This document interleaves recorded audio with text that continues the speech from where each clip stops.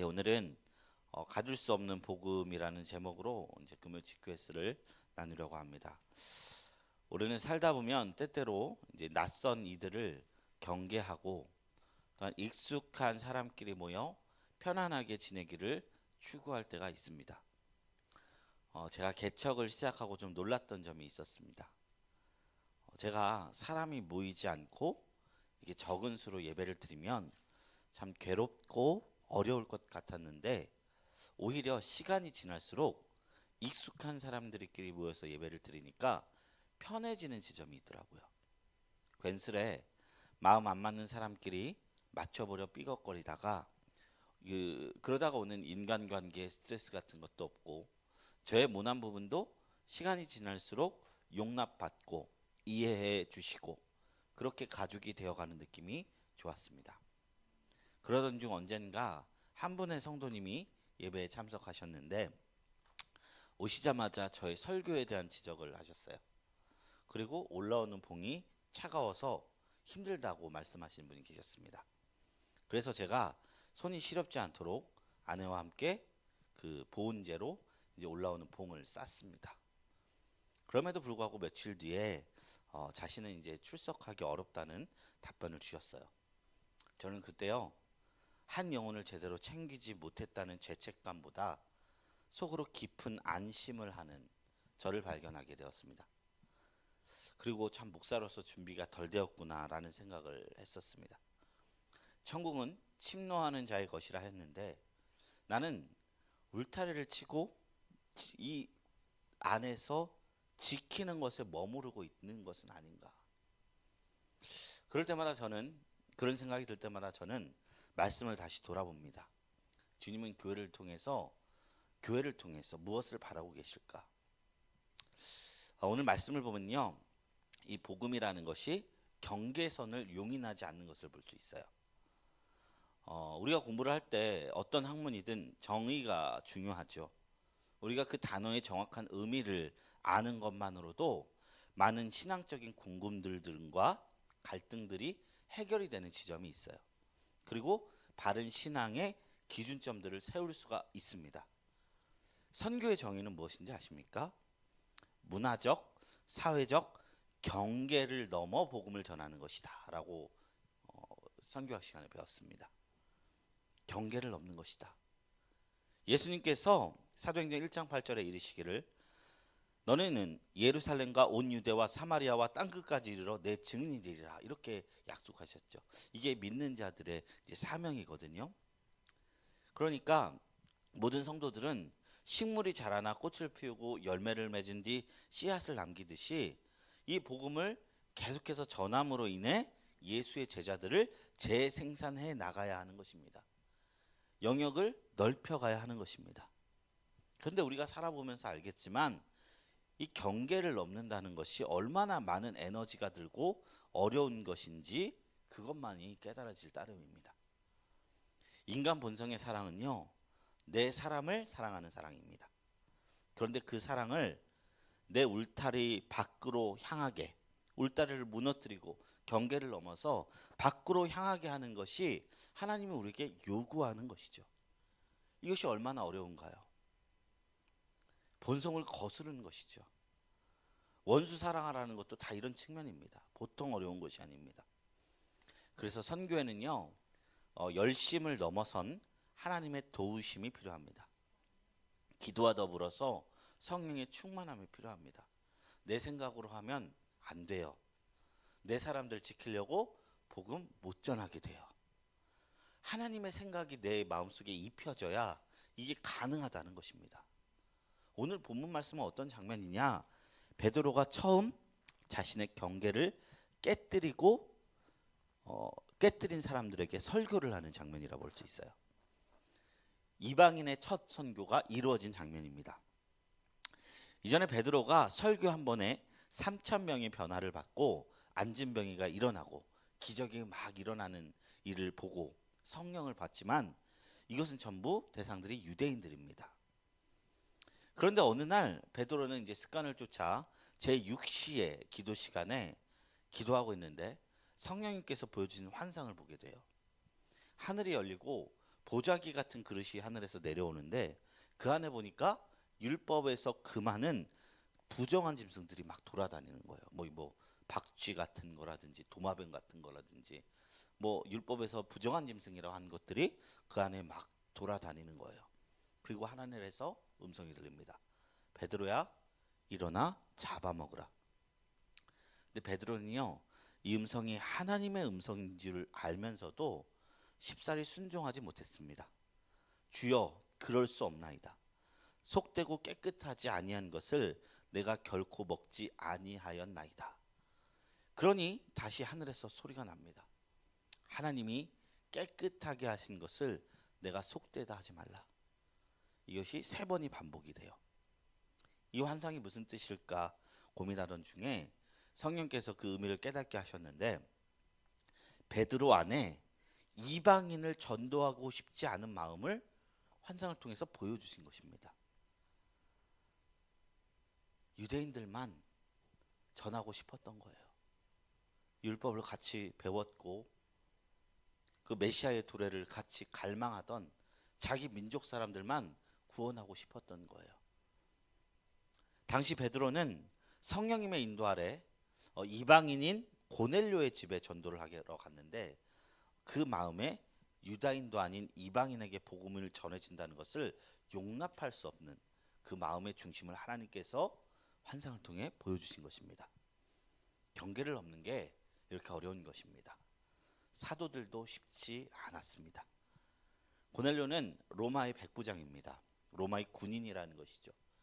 그를 품는다는 것은 우리나라로 치면 독립운동가가 일본인을 사랑하는 것과 같아요. 6.25 전쟁을 겪은 어른들이 자기 가족들이 이제 북한군의 손에 죽었는데 그 북한군을 사랑하는 것과 같습니다. 그 사람들은 심판의 대상, 분노의 대상, 증오의 대상을 될 수 있지만 품어야 할 대상이 아니었던 겁니다. 그런데 이 로마인을 복음으로 품어야 한다는 것이 베드로의 마음에 부담스러웠다는 것이죠. 사랑하는 성도 여러분, 우리는 정말 경계를 넘고 싶습니까?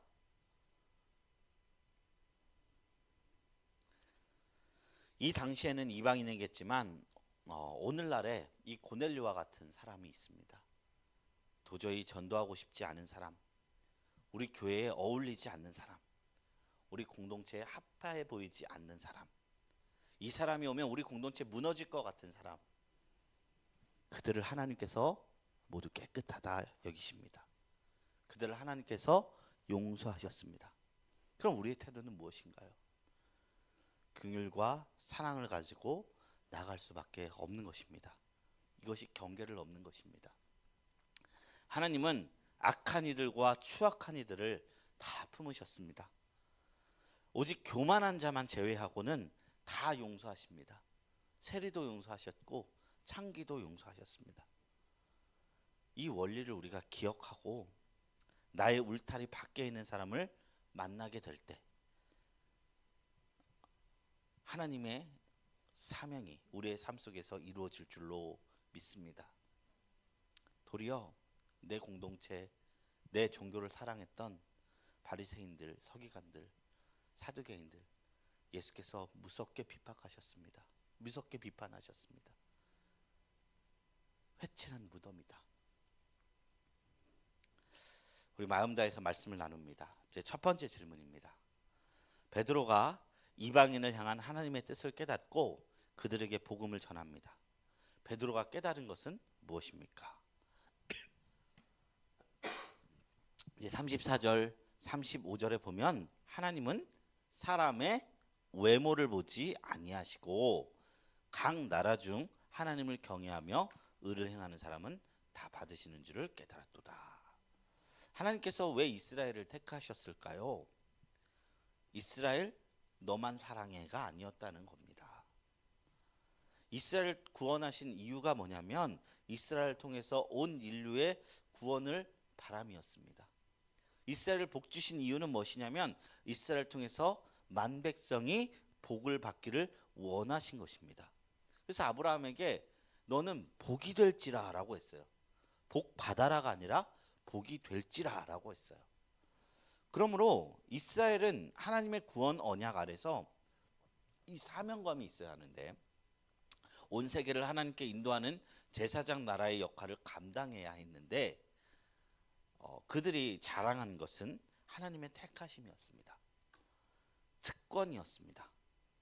이방인을 구원해서 배제하고 그릇된 선민의식에 빠져버렸습니다. 이는 교회 안에 몇몇 유대인 신자에게서조차 나타난 일이었어요. 베드로도 그랬던 것처럼요. 그러나 고넬료를 만나 이제 베드로는 주님이 말씀하신 그대로 열방을 향한 하나님의 구원 계획이 실현되고 있음을 눈으로 확인하게 된 것이 오늘 말씀의 내용입니다. 두 번째 질문입니다. 그리스도께서 부활의 증인에게 명하신 것은 무엇입니까? 42절의 말씀 보면은 나오죠. 백성에게 전도하되 하나님이 살아있는 자와 죽은 자의 재판장으로 정하신 자가 곧 이 사람인 것을 증언하게 하셨다. 이 복음이라는 것은요, 죄를 깨닫는 자들에게는 하나님의 구원이 임한다는 기쁨의 소식이지만, 그 기쁨은 오직 회개한 죄인들에게만 허락되는 기쁨입니다. 회개 없이 이 기쁨을 누릴 수가 없어요. 회개하지 않는 자에게 주님은 어떻게 오시냐? 구원자가 아니라 산자와 죽은 자를 심판하는 재판장으로서 오십니다. 심판하러 오십니다. 밤에 어두움을 할 때 낮에 밝음을 알죠. 우리도 우리 안에 죄성을, 끊을 수 없는 죄성, 내가 정말로 미워하고 원하지 않지만 할 수밖에 없는 이 죄성을 깨닫지 않고서는 그 구원의 그 은혜를 진정으로 깨달을 수 없습니다. 그래서 정말 하나님 만난 자는요, 결코 그만할 수가 없어요. 결코. 나 같은 자도 구원하셨는데, 이럴 수밖에 없는 게 구원받은 자의 자세라는 것입니다. 왜냐면요, 자신의 죄의 추악함을 알기 때문입니다. 그냥 모태신앙으로서 그냥 교리적으로는 이게 깨달아지는 진리가 아닙니다. 성령님이 오셔서 죄에 대하여, 의에 대하여 우리 내면에 있는 하나님의 심판의 그 무서움을 깨닫게 해줄 때, 그제서야 우리가 하나님 앞에 자원해서 하나님의 은혜로 이 쓸데없는 자 왜 구속하여 주는지 난 알 수 없도다 찬양할 수 있는 것입니다. 하나님의 심판과 구원, 이 두 가지가 우리 마음속에서 분명하게 믿어져야 합니다. 우리의 심판의 그 무게가 선명할수록 우리에게 왜 구원이 필요한지, 구원자가 얼마나 은혜로운지 이 감격 역시 커지는 줄로 믿습니다. 이제 세 번째 질문입니다. 그리스도에 대한 선지자의 증언은 무엇입니까? 다 같이 읽겠습니다. 그를 믿는 사람들이 다 그의 이름을 힘입어 죄 사함을 받는다. 선지자들이 예수를 믿음으로 말미암아 죄 사함을 받는다는 것을 증언했다는 거예요. 그래서 복음의 핵심 중의 내용 중에 하나가 이 죄 사함입니다. 다른 말로는 칭의라고도 하고 다른 말로는 중생이라고도 합니다. 이스라엘 백성은요, 메시아가 민족의 해방자로서 정치적이고 군사적인 왕권을 가지고 오실 것이라고 굳건히 믿고 있었습니다. 그러나 그들의 이런 잘못된 믿음과는 달리 예수님께서는 오직 세상의 죄악들을 자기 몸으로 홀로 감싸 안으시고 십자가에 못 박혀 죽으시고 부활하심으로써 죄의 문제를 해결하셨습니다. 그래서 일찍이 스가랴 선지자는 메시아에 대해서 예언하기를 그는 나귀를 타고 오시는 겸손한 왕이며 이스라엘뿐 아니라 이방 땅에도 화평을 전하실 것이라고 했습니다. 그러니까 정복자의 이미지를 부여하지 않았다는 거예요.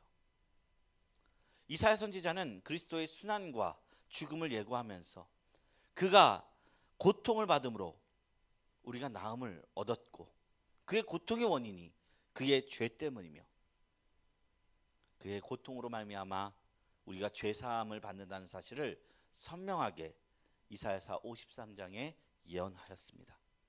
이것이 믿어지고 기쁘게 들리는 자는 복이 있는 줄로 믿습니다. 다 같이 아멘 하시겠습니다. 아멘. 나눔 질문 두 가지 보겠습니다. 하나님의 구원은 본래 모든 민족을 향해 있었습니다.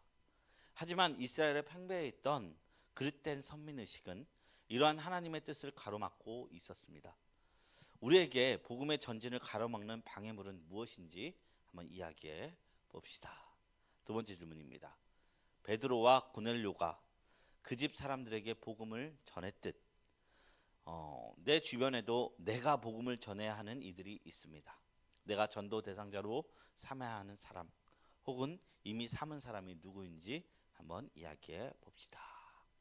이제 두 번째 질문입니다. 두 번째 챕터로 넘어갑니다. 이제 두 번째 질문이에요. 베드로가 말씀을 전할 때 이방인들이 성령을 받습니다. 베드로가 함께 온 할례 받은 신자들이 놀란 이유는 무엇이었습니까? 45절에 보면 뭐 때문에 놀랐어요?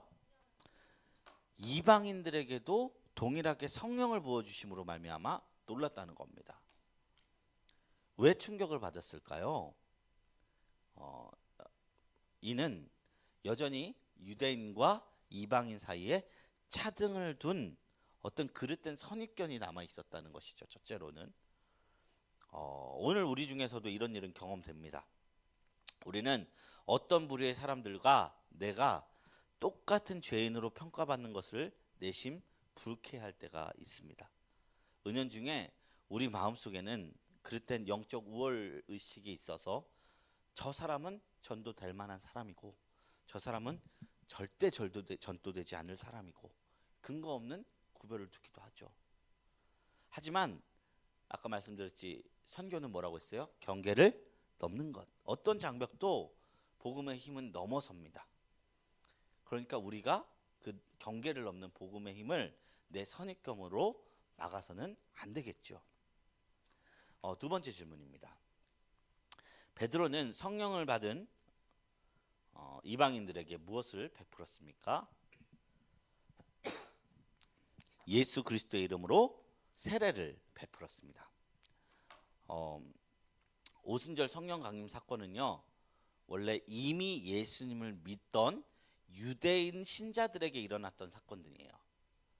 그러니 고넬료 집안에서 일어난 성령 강림 사건은 이전까지 예수를 전혀 알지 못하던 이방인들에게 일어난 사건이기 때문에 놀라움이 굉장히 큰 부분입니다.